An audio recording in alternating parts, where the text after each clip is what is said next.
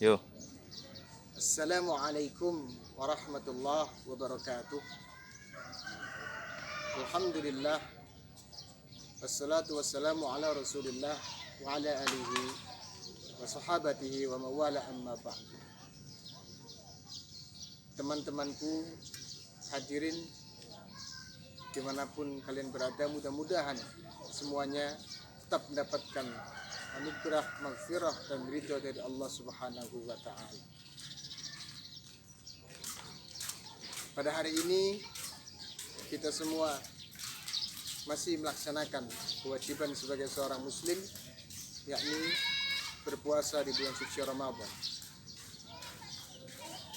Sahabat-sahabatku yang dirahmati oleh Allah Subhanahu wa ta'ala, kalau kita melihat histori para anbiya, banyak nabi, bahkan hampir seluruh nabi itu adalah keturunan dari Bani Israel. Pertanyaannya, apakah Nabi Muhammad SAW itu merupakan keturunan dari Bani Israel? Kalau hidupnya beliau memang di tanah Mekah yang sukunya itu didominasi dari suku Quraisy.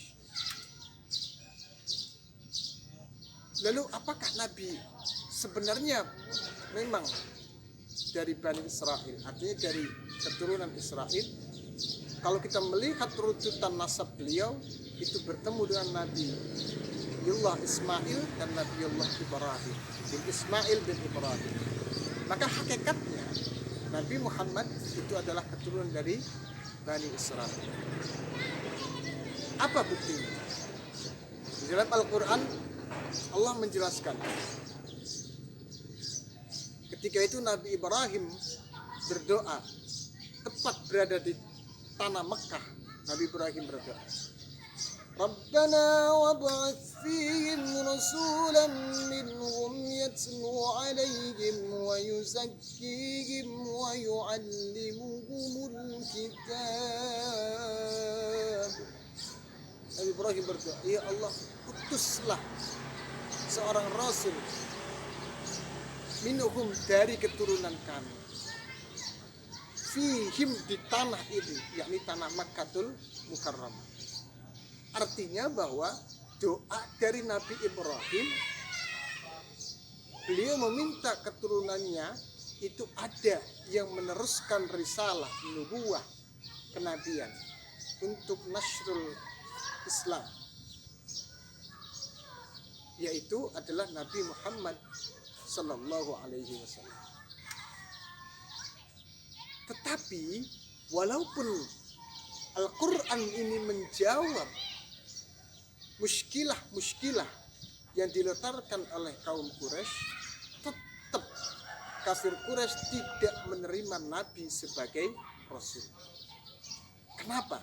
Karena Nabi memiliki keturunan dari Bani Quraisy. Dari siapa? Dari Fihr. Dari Fihr. Wasmuhu Quraisy. Nama salah satu buyut, nama salah satu nenek moyang dari keturunan Quraisy. Sehingga ketika Nabi dinobatkan oleh banyak beberapa sahabat yang iman kepada Nabi, itu tidak percaya atau tidak tidak begitu diyakini oleh kafir Quraisy bahwa itu adalah seorang rasul karena keturunan dari Bani Quraisy.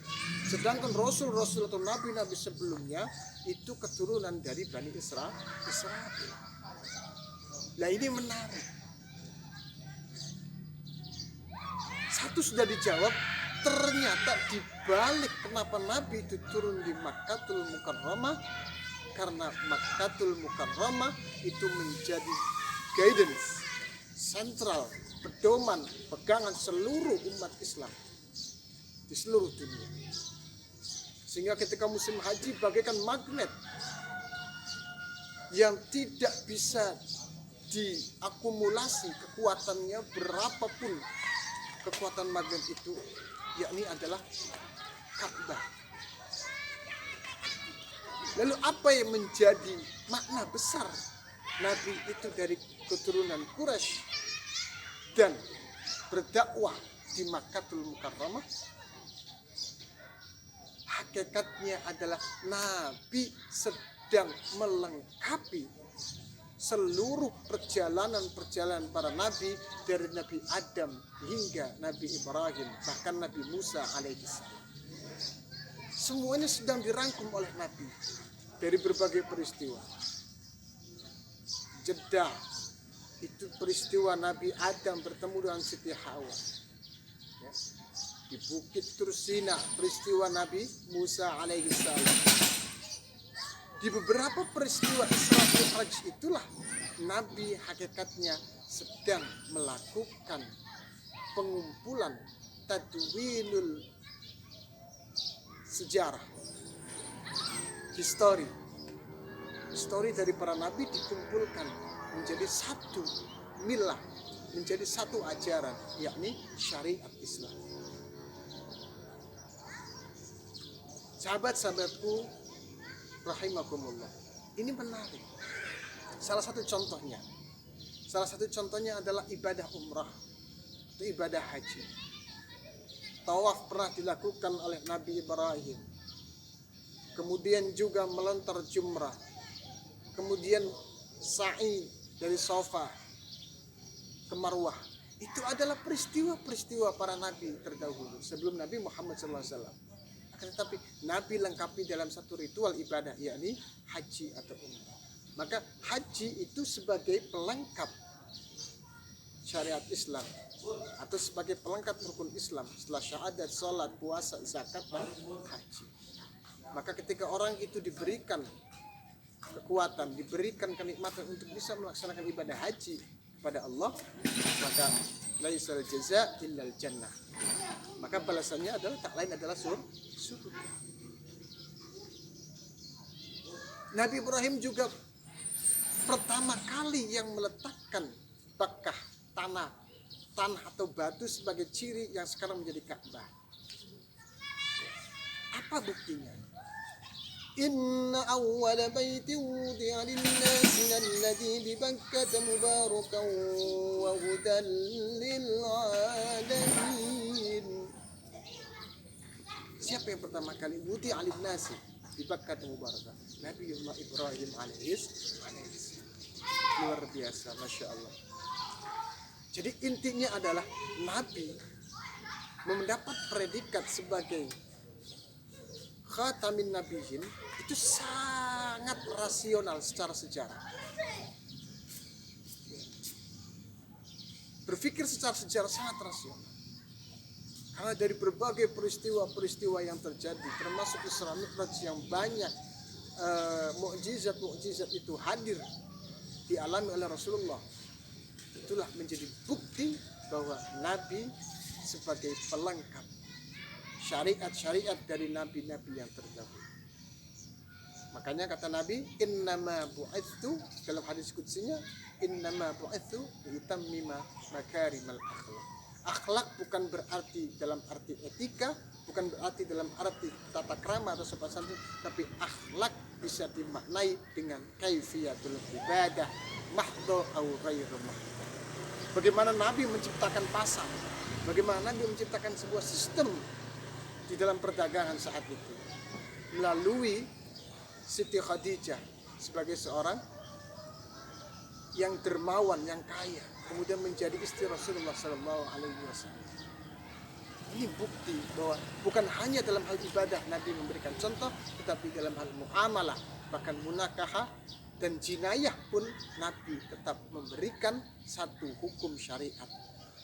Oleh karena itu, sahabat-sahabatku yang dirahmati oleh Allah, mari kita perbanyak bersolawat kepada Nabi untuk mendapatkan syafaatul uzma kelak di yaumul qiyamah.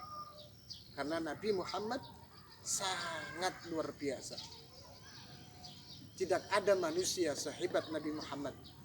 Sehingga Allah mengatakan, tidak akan aku ciptakan langit atau bumi atau seisinya kalau saya tidak menciptakan nurnya Nabi Muhammad SAW. Mudah-mudahan apa yang saya sampaikan ini bermanfaat untuk kita semua. Sekali lagi, mari kita kuatkan ibadah kita, mari kita kuatkan puasa kita, kita teruskan sampai akhir Ramadan. Mudah-mudahan kemenangan itu yang kita dapatkan di 1 Syawal di atau Idul Fitri adalah kemenangan yang hakikiyah. Terima kasih. Assalamualaikum warahmatullahi wabarakatuh.